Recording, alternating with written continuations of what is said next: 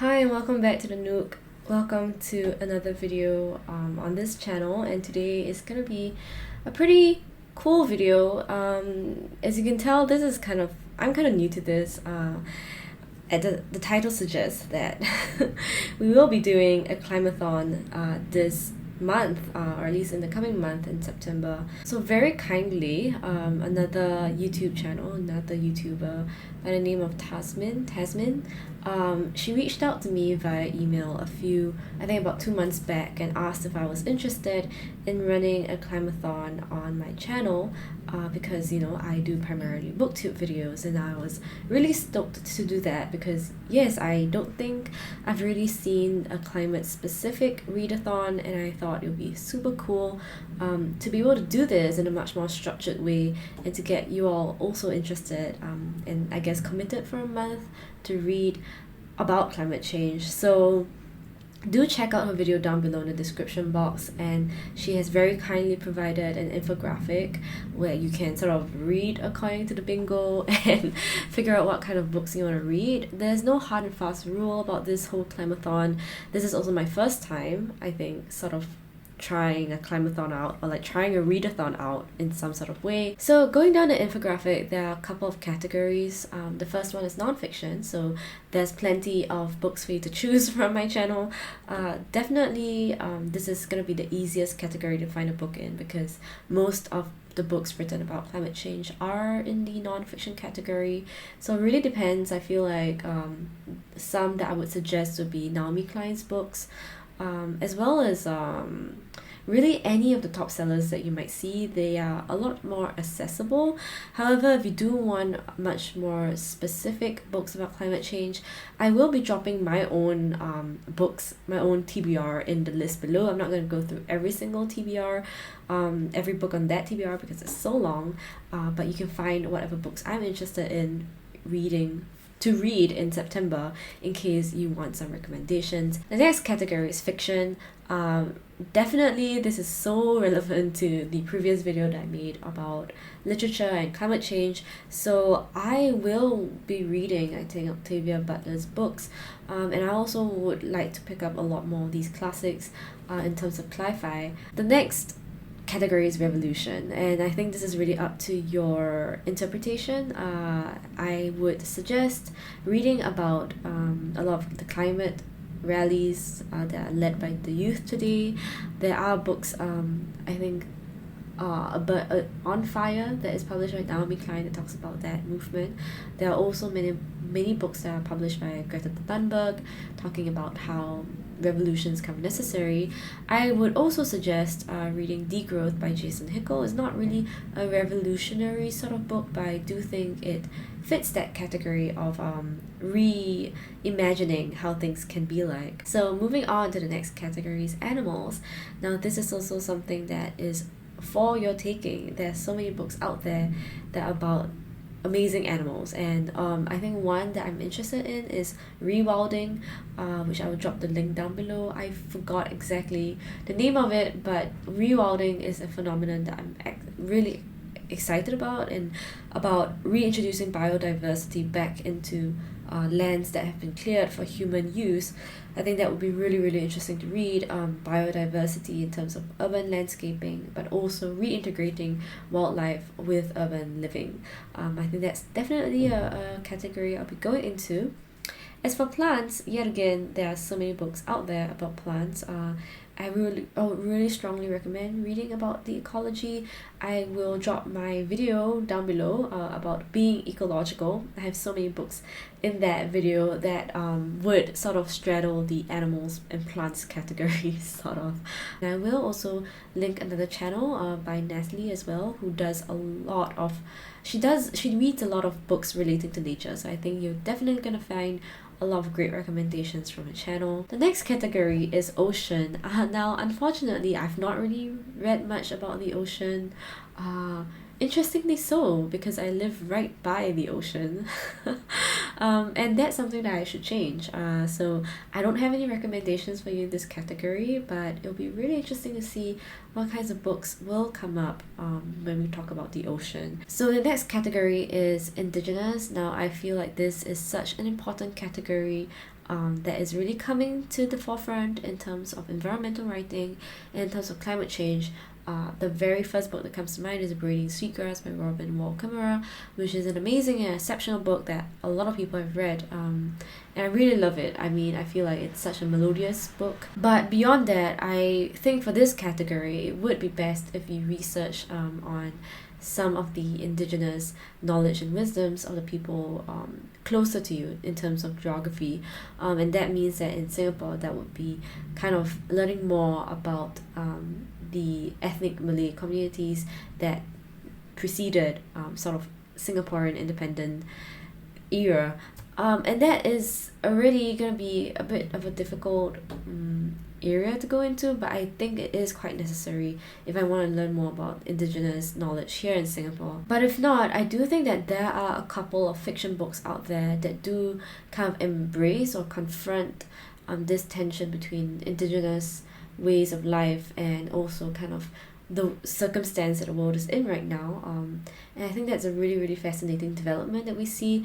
in a lot of books today. I will be linking down a video that I watched recently about spirituality and settler identity, which is something that I grapple with a lot. And me, when I read indigenous wisdoms and like, I guess when I read from an indigenous perspective, it sometimes is very difficult for me to relate or to not feel like I'm kind of appropriating in a way that's very, very disrespectful. And I do think that we need to have more conversations about what it means to be an indigenous person and what it means to be a settler, and how these identities, of course they're not extremely kind of exclusive, but how these identities are relevant to us today. I feel like that's a conversation that will be really interesting to start by reading more about indigenous perspectives and to learn more about the ways of life that could be a much more sustainable way forward. So that's a really interesting category that I'm looking forward to how everyone would take it. The next category is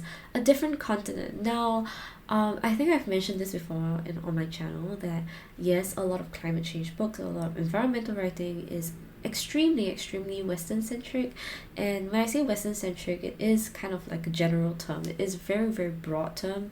What really constitutes the Western world, I would say majority of it is really from a US or UK centric perspective, and to some extent I guess the other countries surrounding them, so it could be like Canada, etc. So yes, I would say this would be a lot more relevant to people living in those areas, to really look beyond perspectives that are very much similar to yours.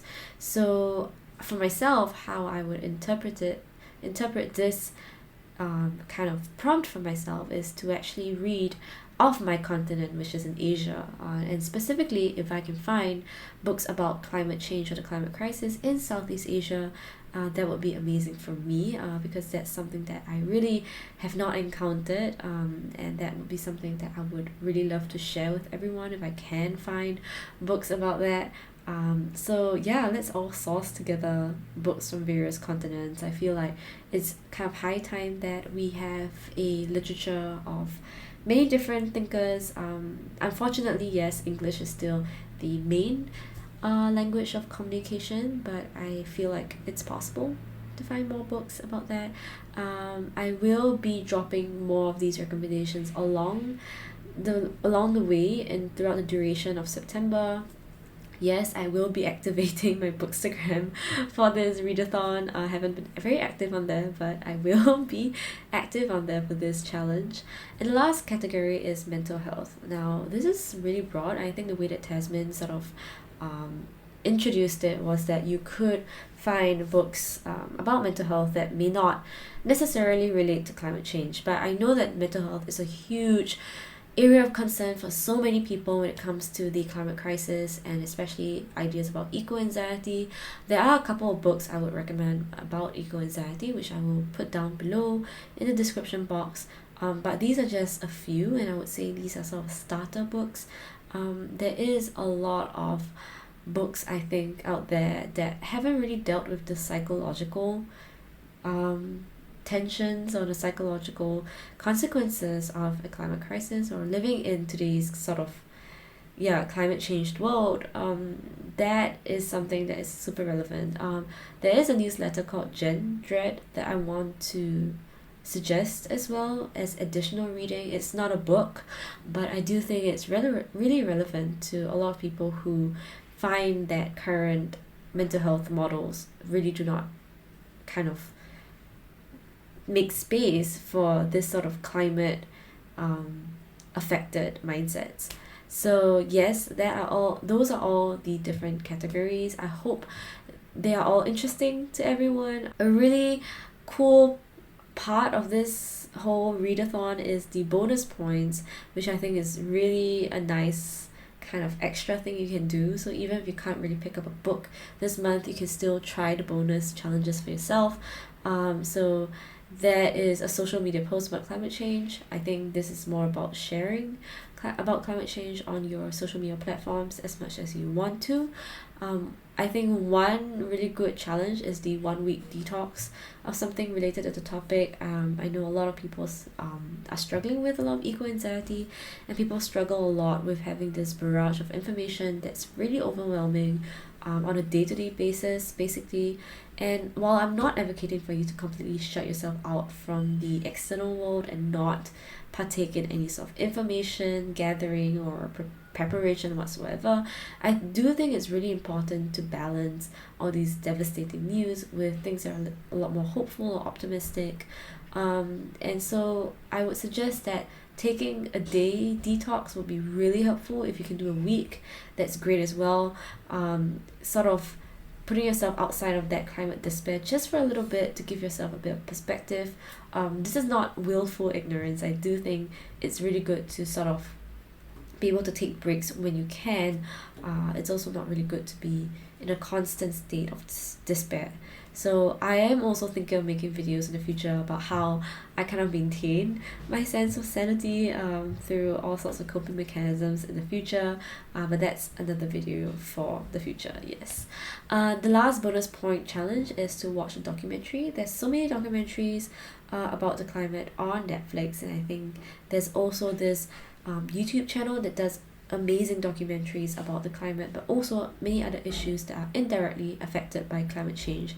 So I'll drop that link down below as well. One area that I think would be really cool is the area of food as well. I think food security is also a really big topic that I haven't really read about, so that's really interesting as well. So that's it for this CLIMATHON introduction. I hope it is very interesting. All credit to Tasmin for creating this and for introducing all these interesting themes to us.